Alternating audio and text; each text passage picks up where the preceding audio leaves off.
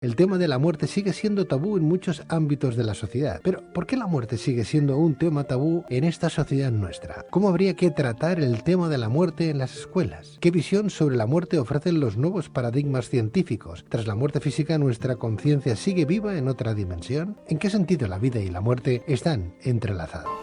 Para responder a estas y otras cuestiones tenemos con nosotros a Carlos González, licenciado en Ciencias Físicas y divulgador de los nuevos paradigmas científicos. Carlos, muy buenas noches, bienvenido. Hola, buenas noches. Y por teléfono desde Bilbao también nos acompaña el doctor Isaac Jaulí, doctor en psicología, psicoterapeuta y miembro de la Sociedad Teosófica Española. Doctor Isaac Jaulí, buenas noches.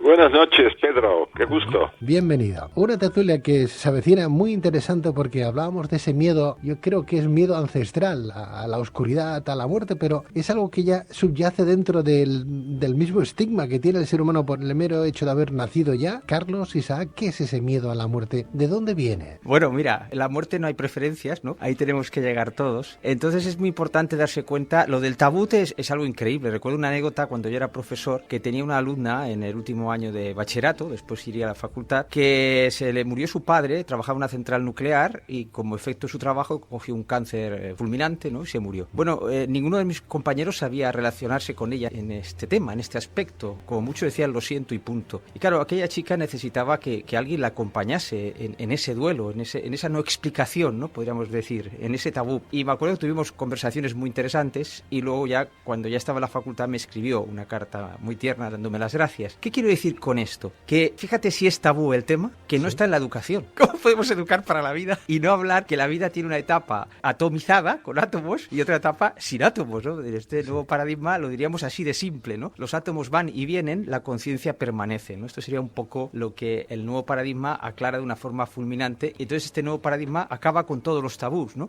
Y además tiene una ventaja sobre las religiones, podríamos decir, que las religiones se montan sobre el dogma, ¿no? Entonces o lo crees o no lo crees, pero no cambias ni una tilde, ¿no? En cambio, desde el espíritu científico, desde estos nuevos paradigmas, todo está siempre incompleto. Siempre son teorías que se pueden modificar, que se pueden mejorar y, por lo tanto, acercarnos más a resolver ese enigma. ¿Tú crees, Carlos, que si explicara o se hablara de la muerte también como de la vida en las escuelas ya desde pequeñito, la visión sería otra? ¿No existiría ese tabú? Por supuesto, pero antes estamos en la etapa de formar al profesorado. Hay que dar una formación de la muerte desde el punto de vista científico, porque si no, cada profesor partirá bien de su religiosidad o bien de su ateísmo o su agnosticismo, ¿no? Es decir, le dará una pincelada personal. Estamos en esta etapa larga de formar el nuevo paradigma a todos los educadores, darles herramientas, porque si tú te fijas bien, o sea, desde el punto de vista de la física, es muy sencillo. Tú cuando comes entras unos átomos y cuando tú defecas o respiras, expulsas esos átomos, ¿no? Es decir, los átomos entran y salen y permanecen un tiempo con nosotros. Por lo tanto, ¿cómo vamos a ser la materia si los átomos vienen y salen, ¿no? Fíjate, esto se puede explicar en primaria cuando se habla por primera vez de los átomos. Pero el maestro no está preparado porque ha aprendido en autoridades. Y una cosa es la clase de física y otra la clase de ciencias naturales que se habla de nutrición. Y simplemente uniendo las dos cosas, fíjate si es simple. Primera parte para eliminar el miedo. No te confundas con tus átomos. Los átomos son algo maravilloso, pero entran y salen de nosotros. Y esa sería la primera etapa a hacer con los profesores. Darse cuenta que no son la materia, pero que empleamos la materia. Isaac. La pregunta es muy interesante, Pedro. Ya desde los primeros, vamos a decir, pobladores en la Tierra, se sabe que había una serie de rituales y actividades cuando alguno de los sujetos de la tribu o del grupo moría.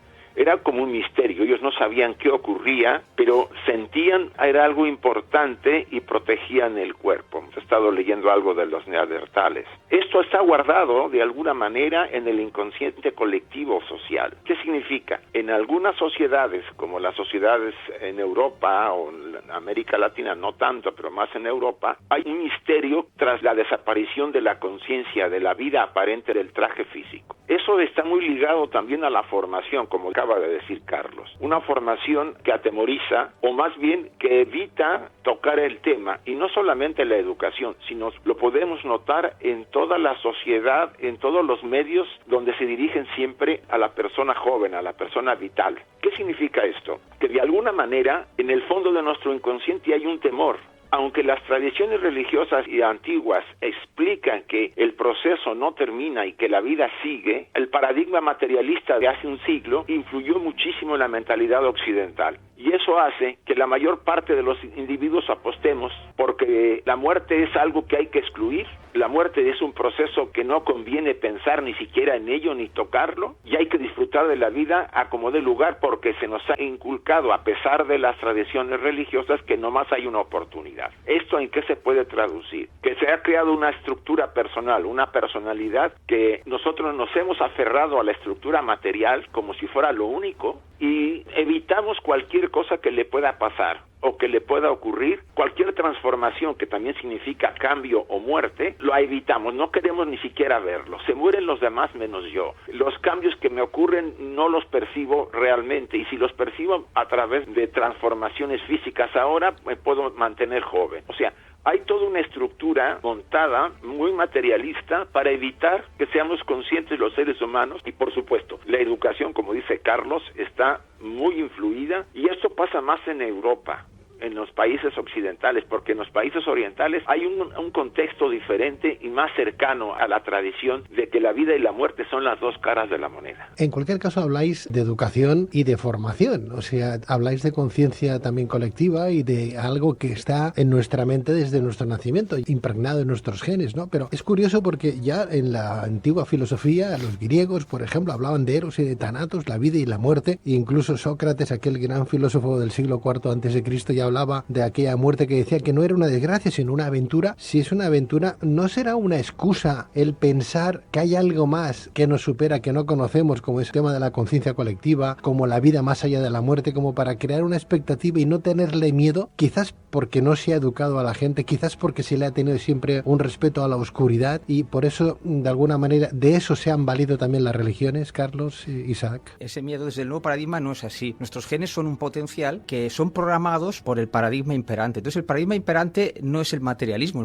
solamente es un fruto de ese paradigma. Es lo que a mí me gusta llamar el paradigma de la desconexión de nuestra conciencia humana del resto de nuestra conciencia. Se parece un poco a la dualidad de la que hablaban las corrientes espirituales orientales, ¿no? Pero que no se le había dado un formato científico. Entonces, en este paradigma de la desconexión es el que siembra el miedo a la muerte y a los demás miedos, porque si tú como conciencia te sientes separado del resto de tu conciencia, ya aparece el miedo, y aparecería en todas las culturas. Cuando Isaac hablaba del materialismo como un obstáculo, yo también veo como un obstáculo el espiritualismo, porque esa dualidad funciona en dos polos. Los pueblos no occidentales, no materialistas, estarían en el polo espiritualista, es decir, también han delegado su poder en unas determinadas creencias. Además, se suele entrar en el polo espiritualista a través de dogmas, ¿no? En Occidente a través de los dogmas científicos, materialismo, y en otros pueblos a través de los dogmas religiosos, ¿no? Se trata de trascender el dogma, porque si tú no averiguas por ti mismo lo que es la muerte, que eso no va en contra de tener teorías comunes, ¿no?, entre todos, si no lo averiguas por ti mismo, si no lo puedes explorar por ti mismo, si no lo puedes sentir por ti mismo, otra vez aparecerá el miedo. O sea, lo que hay que hacer es trascender ese paradigma de la dualidad que durante miles de años ha estado imperante en la Tierra. Y muy importante esto, espiritualismo y materialismo son dos polos del mismo problema. Es decir, esos pueblos no tienen resuelto el problema de la muerte. Que nosotros nos pongamos un anestésico con el materialismo, los otros pueblos se lo ponen con el dogmatismo y sus relaciones de no igual a igual. O sea, el problema básico de la dualidad es que crea una separación entre nuestra conciencia como humanos, a mí me gusta llamarlo ego, y el resto de nuestra conciencia. Entonces, al crear esa separación, el ego hace proyecciones en creencias. Y desde luego, como no se reconoce como una conciencia más allá de humano, pues aparecen todos los miedos. Y claro, el miedo a la muerte solo es uno de esos miedos, de no saber realmente quién eres. Pero Carlos, perdona, ¿se puede matar un pensamiento? ¿Se puede matar una emoción? Esto ¿Es posible destruir la conciencia? Me parece fantástico, porque me parece que tú sabes la respuesta, ¿no? Por supuesto que no, ¿no? O sea, eso que tranquilice a las personas. Ni siquiera se puede matar un átomo. Ahora viene una pregunta inquietante, de las que a mí me gustan. Invito a los oyentes que me digan qué parte nuestra no es inmortal. Que me digan una parte nuestra que no sea inmortal. Una sola. Es que no la vas a encontrar. Los átomos son inmortales, van y vienen. ¿Qué es lo que es mortal en ti? Nada. Son una serie de creencias introducidas por la dualidad.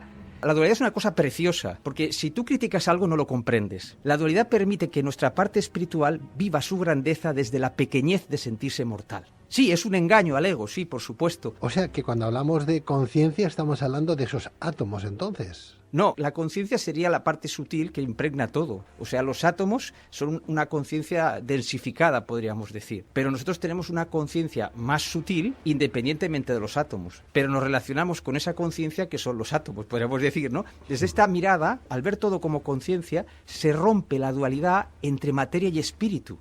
El gran cambio del nuevo paradigma es que hará innecesaria la palabra espíritu, porque si somos conciencia, lo único que hay que hacer es unir nuestra conciencia como humanos con el resto de nuestra conciencia, porque la palabra espíritu viene de la dualidad de la palabra materia, si te das cuenta. Y claro, esa dualidad no se puede resolver, ni los pueblos primitivos, en el sentido bello de la palabra, ni los pueblos occidentales pueden resolverlo, porque ese sistema operativo que es la dualidad te impide resolverlo. Isaac.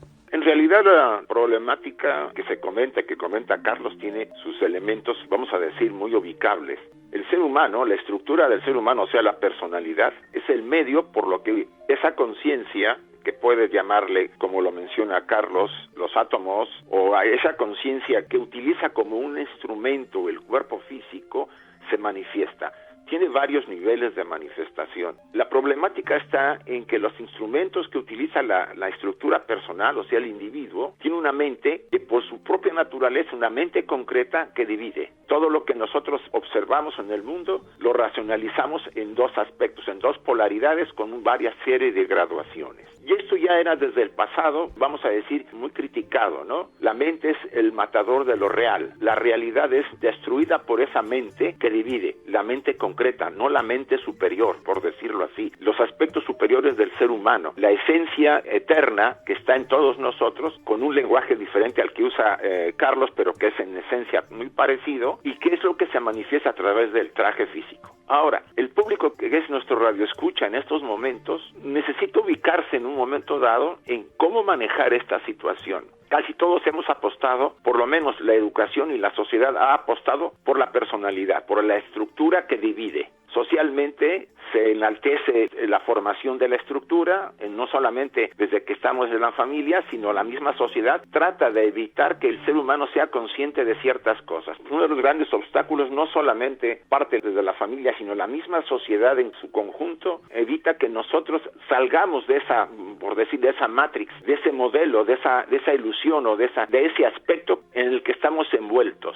¿Por qué? Tiene varias repercusiones el darnos cuenta de lo que somos verdaderamente, como decía el famoso templo de Delfos, ¿no? Hombre, conócete a ti mismo. La esencia de ese mandato nos lleva a darnos cuenta de la ilusión en la que estamos envueltos. Y por supuesto, el tema de la muerte viene a ser otro elemento en el que de alguna manera socava la estructura social en la que estamos envueltos. No se toca normalmente el tema de la muerte, no solamente en la educación, incluso en la familia en general o en cualquier actividad social, la muerte está apartada. ¿Por qué? Porque significa el fin de la estructura personal para la gente que ha apostado en que ella es lo único real y verdadero que hay. Y ese fin, pues se ve con temor. Pero no es solamente actual, esto viene ya desde el pasado y está muy impreso en nosotros, sobre todo en las estructuras arquetípicas de la conciencia humana.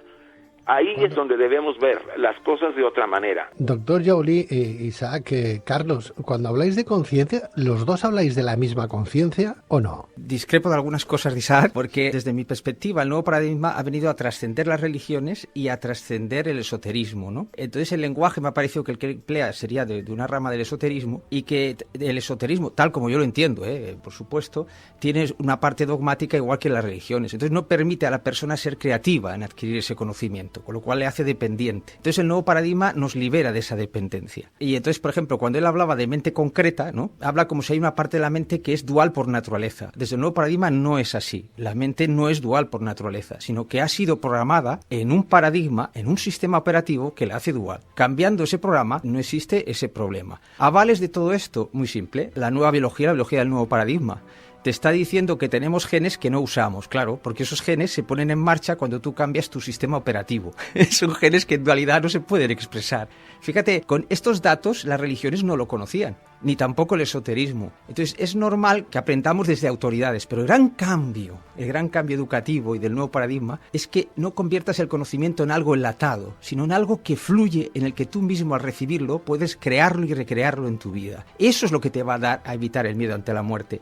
Y luego otra última discrepancia, que es, no tienes por qué perder la personalidad. O sea, el ego, nuestra conciencia como humanos, está registrado en cantidad de libros que narran experiencias de personas nada sospechosas, neurocientíficos. La misma Elizabeth Kubler-Ross, que todos conocemos en este ámbito. Sí, sí, sí. Está lleno de experiencias de personas de diversas ramas y de diversas creencias que han ido y han vuelto, ¿no?, de la muerte. Y ellos conservaban su conciencia del ego. Claro que tenían sentidos expandidos, porque en esa dimensión física, es también una dimensión física, las reglas son diferentes, ¿no? Pero tu conciencia como ego continúa. Si el ego es conciencia, es inmortal. Es decir, es que no tengamos que tener miedo a que vamos a perder la concreción del ego. Eso es el dogmatismo, ¿no?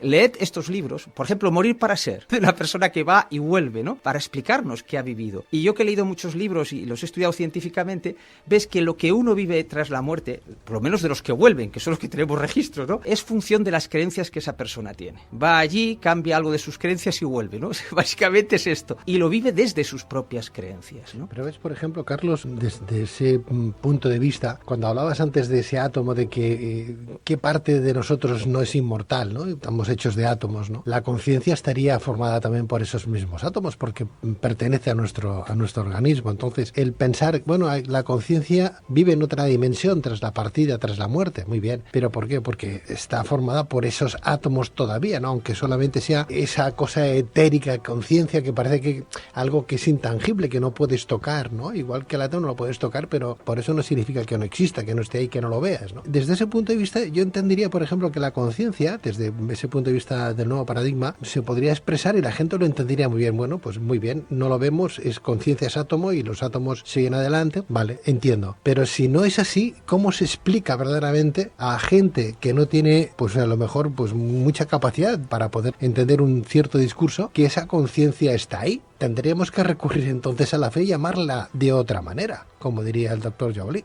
Hay varias formas. Una son las preguntas inquietantes, viendo en qué etapa de la conciencia está esa persona, ¿no? Por ejemplo, eso de que los átomos entran y salen, eso es que en primaria se puede explicar, y ver las consecuencias de eso. Yo invito a los oyentes, pensad, los átomos entran y salen. Cuando coméis un bocadillo, entre los átomos sustituyen a otro. O sea, sed consecuentes con eso. Simplemente pensad durante 2 minutos al día las consecuencias de que los átomos entran y salen, y veréis cómo los miedos empiezan a diluirse por sí solos. Doctor Joly.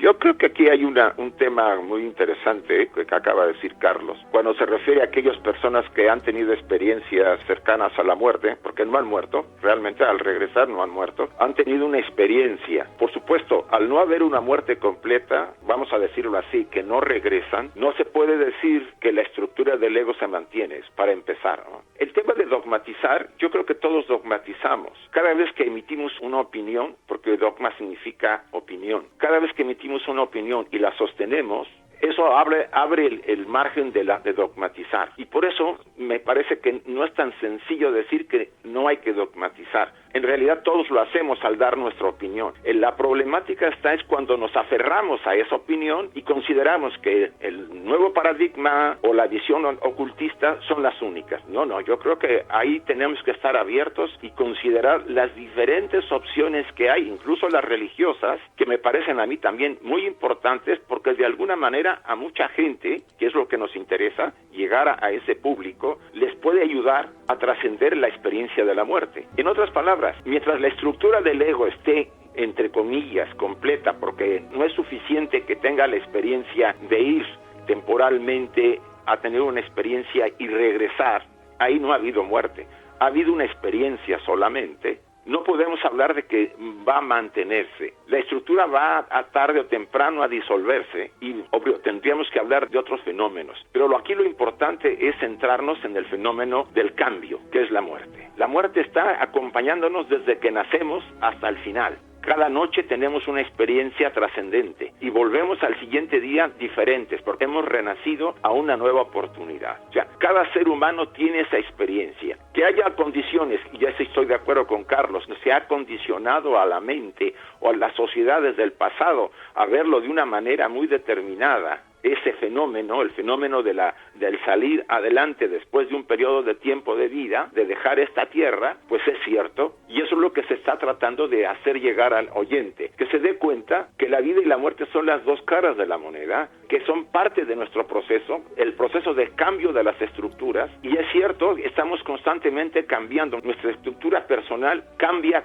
constantemente, de día a día. Es simplemente después de esta entrevista, no vamos a ser ni Carlos y yo los mismos porque ha habido elementos que han cambiado en nuestra conciencia. Y eso es lo importante, ver las visiones de cada quien, tratar de entenderlas y ayudarlos a que lo vean de una manera mucho más amplia, por supuesto, pero que vayan reduciendo ese miedo. Como decía la doctora Kubler-Ross, ella misma llegó a ese momento de sus experiencias muy cercanas por la gente que trató a más de 4,000 moribundos en su vida, y llegó a esa conclusión.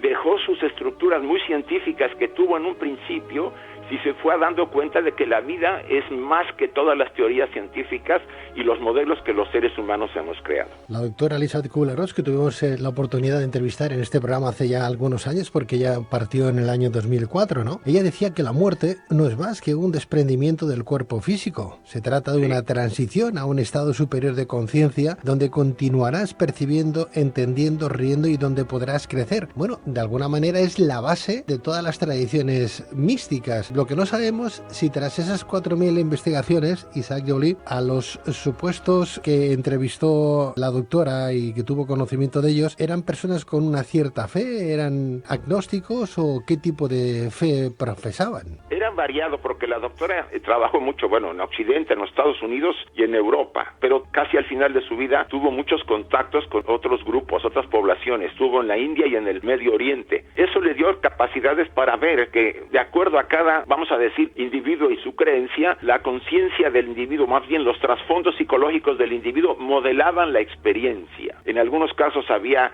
una fe profunda y una paz en la gente, en otros casos ella describe todo un proceso desde el negar la muerte, pasar por una depresión e ir poco a poco hasta la aceptación. O sea, ella estuvo cerca, fue consciente de esta experiencia, vio que cada quien le da su enfoque. En algunos casos, cuando no hay material, vamos a decir, no hay un mito para que la persona, o una enseñanza para que la persona enfrente la experiencia, pues es más difícil porque se niega a aceptar esta experiencia. En general, creo que ella aportó muchísimo y nos dio un enfoque científico y a la vez de sabiduría antigua.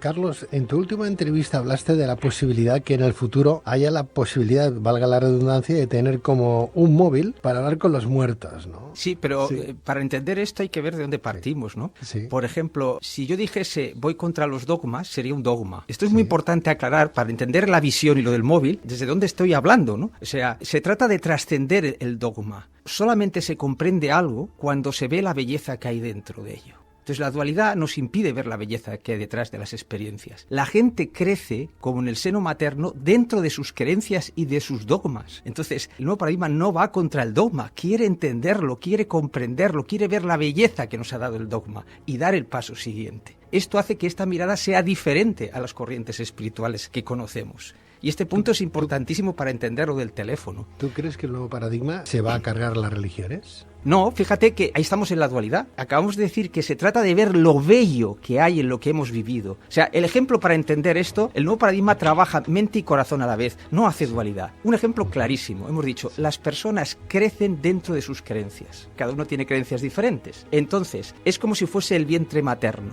El ego, la conciencia como humanos, va creciendo dentro del vientre, dentro de esas creencias, dentro de los dogmas correspondientes que le han tocado vivir. Cuando alcanza la conciencia humana un determinado tamaño, entonces esa conciencia dentro de la madre dice, oye, aquí no hay quien viva, porque no cabe. No porque vaya contra la madre la ha nutrido. Es muy importante. No se trata de hacer dualidad con el pasado, se trata de descubrir la belleza que hay en el seno materno. Ese es el nuevo paradigma. Eso es diferente, eso no está en las tradiciones. Las tradiciones llegan a enfrentarse entre sí, ¿no? No, es que es la etapa siguiente y no hay etapa siguiente sin la anterior. Vamos a nacer a nosotros mismos, ese es el nuevo paradigma.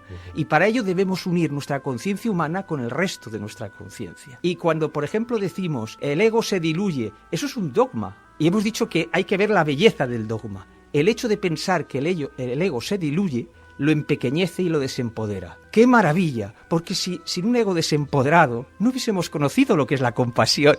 Si tú no eres pequeño, ¿cómo vas a conocer lo que es la compasión?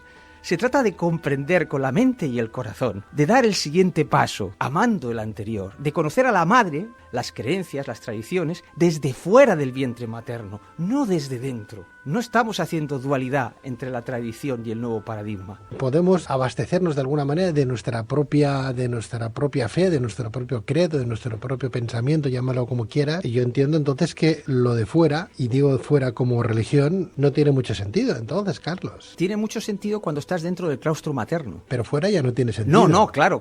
Estamos proponiendo el parto, ¿eh? Isaac, ¿qué opinas al respecto? ¿Estamos más separados o más cercanos entonces? Y no podemos evitar de dejar que la mente sea dual, por más que yo hable de que deberíamos trascenderla. Trascender la mente dual es iluminarnos, es realizarnos como seres, unirnos, como dice la yoga, a nuestro ser verdadero, o como dicen las religiones, volver a unirme a la fuente verdadera de mi naturaleza. Mi verdadera conciencia usa un traje, este traje físico. Entonces, si yo, vamos a decir, comento o propongo abandonar esta dualidad, primero debo estar en ello, debo convertirme, vamos a decir, realizarme en esa unidad interna. ¿A qué nos lleva eso? A que no voy a ver las cosas como las veo ahora. El público que nos escucha, yo siento eso así, necesita herramientas y recomendaciones para que el tema y el fenómeno de la muerte pueda representar para él, vamos a decir, una experiencia. Pues no puede negar que va a haber cierto temor, pero que puede trascenderla porque es parte de todo su proceso que fluye en la vida. Tenemos que partir de que tenemos una mente dual, por lo menos la mente que se ha sido condicionada, no la esencial. La verdadera conciencia es única, es una unidad de vida y contiene todo, y trascender ese proceso. Eso tiene que ver mucho con educación, eso es cierto. Ya ha habido corrientes que tratan de trabajar ese aspecto, pero aún así la influencia, y aquí no podemos evitarlo, de esa visión materialista del mundo, porque al final no podemos negar que nos guste o no, si yo insisto en que todo lo que ha vivido el individuo ha sido importante, pero que hay que salir de ello, y eso es el paradigma que propone Carlos, se debe hacer de alguna manera trascendiendo la misma estructura de la personalidad, que eso es lo que se ha enseñado siempre. Es la personalidad la que obstaculiza la unidad de la esencia interna. Ella necesita ser reeducada para darse cuenta que es un instrumento, no es el actor principal de la obra. Y es ahí donde está, vamos a decir, el meollo de nuestra sociedad, que no se atreve a relegar ese aspecto porque teme perder la identidad. Y eso es lo que le ocurre a mucha gente cuando se acerca a la muerte o cuando tiene experiencias de crisis muy poderosas. El temor a la identidad o al ego personal le hace evitar cualquier experiencia o cualquier, vamos a decir, relación con algo trascendente. Como decían los tibetanos en el Bardo Todol, ¿no? Los seres humanos buscamos a Dios y andamos diciendo que buscamos a Dios. Cuando lo encontramos nos damos la media vuelta. ¿Por qué? Porque buscar a Dios o estar frente a Él es dejar de ser entidades separadas, individuos. Conservamos la conciencia, sí, pero ya no somos individuos, volvemos a la fuente, y es ahí donde está el dilema. Lo que está claro entonces es que cada uno de nosotros, tarde o temprano, tendrá que vivir ese momento, tendrá que realizar ese trance de muerte, pero mientras tanto, y desde vuestro punto de vista, ¿cómo debemos enfocar nuestro día a día? Hay que vivir el aquí y el ahora y el carpe diem, ¿no? Vivir el momento, ¿no? Sí, porque la realidad, la verdadera conciencia en la que nos movemos está presente constantemente alrededor nuestro, la realidad, no la ilusión que yo me he creado como individuo. Ese aspecto está presente cada momento, cada instante, en el aquí y en el ahora. Si yo soy capaz de mantener mi conciencia individual en ese estado constante y no fluctuando en el futuro y en el pasado, sino en el presente permanente, el presente eterno, en esa realidad eterna, siendo consciente, manteniendo mi atención constante en todo lo que estoy llevando a cabo, me voy a dar cuenta de, vamos a decir, de los cambios constantes que están ocurriendo, voy a ser consciente y me voy a dar cuenta que la transformación, que es el sinónimo de muerte, no es algo anormal, es parte de la vida y de mi propia vida porque yo soy parte del conjunto. Entonces se recomienda mucho, sobre todo al público, que esté atento a lo que ocurre a su alrededor, a la modificación de su medio, de su vida. Ahí va a encontrar, a convencerse de que la transformación es parte de todo el fenómeno que llamamos vida, de la naturaleza misma que nos rodea. Y eso va a ayudar a la persona a ser más consciente de que tarde o temprano la experiencia de la trascendencia de este plano físico no será lleno de temor y miedo. Habrá, por supuesto, cierta sensación de extrañeza, de enfrentarnos a un fenómeno diferente, porque hay un peso de la sociedad, pero podrá hacer lo que tanto se recomienda, estar en paz, irse en paz, y como decía la doctora Kubler-Ross, se muere como se ha vivido, ¿no? Entonces morir en paz, pero hay que llevar una vida que me permita llegar a eso. Carlos. Mira, evidentemente se trata de adquirir un nuevo conocimiento sobre el ser humano para eliminar ese miedo, en eso podríamos estar de acuerdo, ¿no? Pero fíjate que el obstáculo, esa dualidad dentro de nosotros, ese sistema operativo, hace que aprendamos en autoridades, delegando nuestro poder creativo en la autoridad que nos ha enseñado, ¿no? Y eso es la base del dogma. Fijaos en lo siguiente, cuando uno se documenta sobre la muerte, las diversas explicaciones que hay sobre la muerte, que no están en la educación, pero están en muchas ramas espirituales y esoterismo, hablan muchas veces de la iluminación. Entonces tú recibes eso desde la autoridad. Tú vas al taller, al curso, lees el libro y dices amén o estoy en desacuerdo, pero no cambias ni una coma, no lo recibes creativamente. Ahora viene la pregunta inquietante. Te habla de la iluminación, lo que hay que hacer para iluminarse, diluir el ego o las cosas, el dogma correspondiente. Pero como no lo recibes creativamente, no haces una pregunta para aprender de verdad. La pregunta para aprender de verdad en este caso sería, ¿pero qué es lo que tengo que iluminar en mí? ¿Cómo es posible que hayamos leído tantos libros, hayamos ido a tantos talleres y no hayamos hecho esta pregunta luminosa, ¿no? Nunca mejor dicho, ¿pero qué es lo que hay que iluminar en mí? Evidentemente no tienes que iluminar tu ser, lo que tendrás que iluminar es tu conciencia humana, es decir, tu ego. Si tú apartas tu ego porque lo ves como un obstáculo, ¿cómo lo vas a iluminar? Lo que ha hecho las tradiciones dentro del seno materno, que hay una belleza en ello, es cosificar una parte de la conciencia humana y llamarle ego. Justo, salvando las diferencias, es lo que hacían los nazis. Bueno, ¿y usted cómo podía matar de esta forma a todos estos judíos y tal? No, es que no son personas. O sea, los cosificaba. Entonces, sin darnos cuenta, hemos cosificado una parte de la conciencia humana a la que hemos llamado ego. Entonces, hasta que no se reconozca como conciencia, es decir, no la veamos desde la luz de nuestro corazón, no podremos iluminarnos como humanos. Pero, es la trampa de la dualidad, ¿no? Carlos, Isaac, cada uno de nosotros tiene y profesa una religión. Y bueno, la hemos llevado desde pequeñitos. Pero, por ejemplo, actualmente, el actual Papa ha hecho unas declaraciones donde, hablando de la muerte, la gente dice, bueno, es que yo no quiero que me entierren, yo no quiero verme ahí dentro, ¿no? Yo quiero que me quemen y quiero que mis cenizas las lancen pues en la montaña porque me gusta que las tiren mis cenizas al mar, etcétera, etcétera. Y el Papa lo está prohibiendo, ¿no? Está diciendo que las cenizas tienen que ir a sitios consagrados. A mí esto me crea una cierta confusión actualmente, ¿no? Por eso que desde ese punto de vista entonces tendrían que cambiar también ciertos modelos de pensamiento, ya no solamente del pueblo llano, sino de las altas jerarquías, en este caso eclesiásticas, porque vamos a ver, ¿qué más da? ¿Dónde van las cenizas? Digo yo, vamos, no lo sé, ¿no? Y al fin y al cabo son mis cenizas, son mis restos, ¿no? Yo estaré bien con el de arriba si igualmente están en un sitio consagrado como si no lo están, porque lo importante es cómo he sido yo en esta vida. No sé, darme una idea al respecto, por favor, cada uno de vosotros, Carlos. Mira, es muy sencilla la respuesta. Cuando tú eres educado en esas autoridades, creces dentro de esas creencias, a las cuales admiramos y buscamos su belleza, muy importante este punto. Entonces la autoridad es como tu padre. Tu padre te dice cuando tienes determinada y eres niño, oye, a las 9 en casa, a las 9 en casa, a las 9 en casa, tu padre no se da cuenta que eres adolescente y un día llega a las 9:30, otro a las 10, y entonces esa norma que era para cuando era niño no te sirve cuando eres adolescente. Entonces hablamos de un crecimiento de la conciencia humana del ego que es diferente en las determinadas personas. Por lo tanto, lo que dice el Papa es correcto y es incorrecto. ¿Ves? La dualidad pretende tener que elegir. No, tú elegirás desde tu estado de conciencia y no irás nunca contra el Papa, porque él está haciendo un bien a esas personas que necesitan ser orientadas y crecer dentro.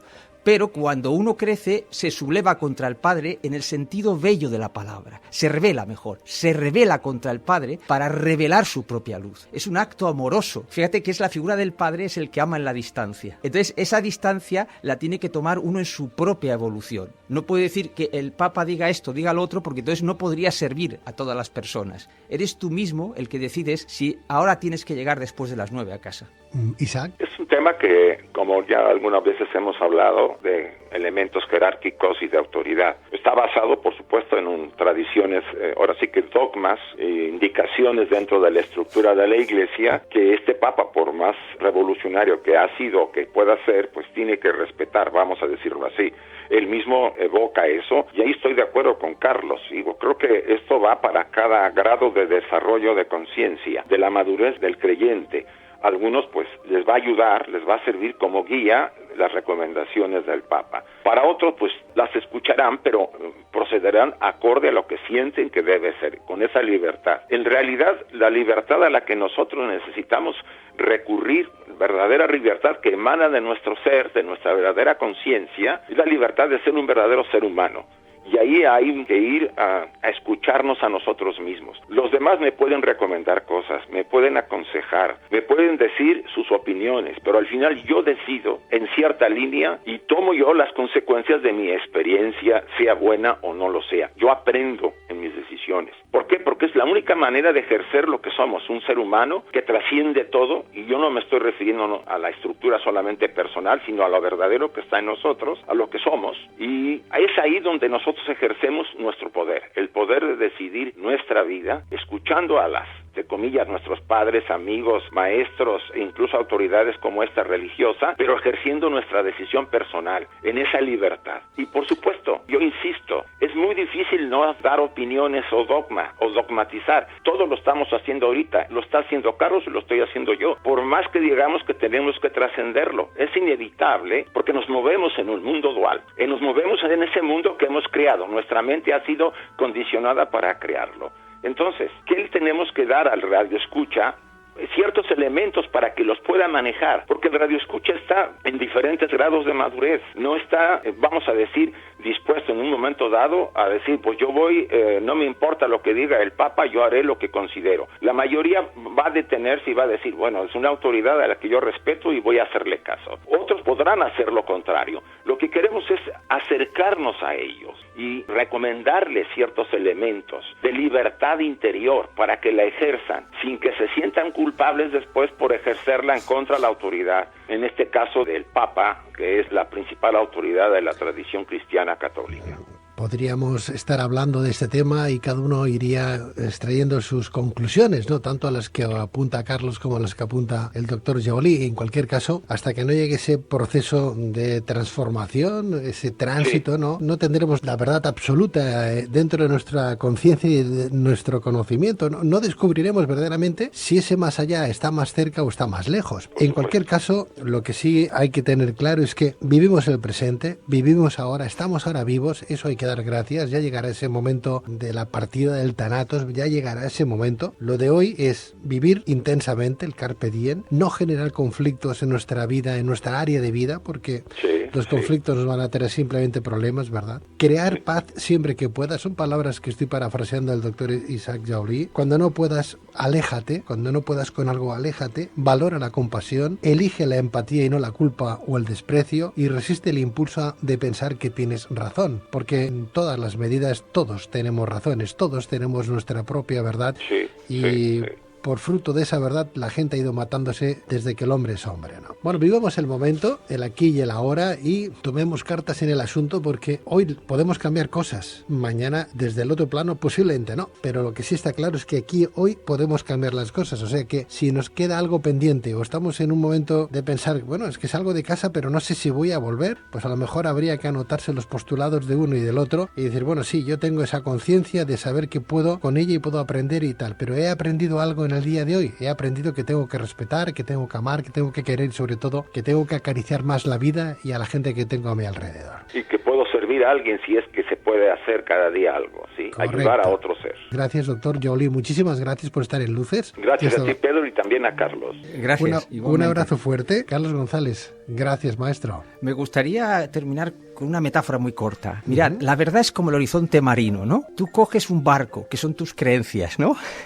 Y vas hacia el horizonte, y el horizonte se va moviendo hacia atrás. Pero en esa persecución del horizonte tú vas descubriendo islas maravillosas. Se trata de que el nuevo paradigma te permite ser el patrón del barco. Gracias. Gracias y hasta siempre, Carlos. Un abrazo muy fuerte a los dos.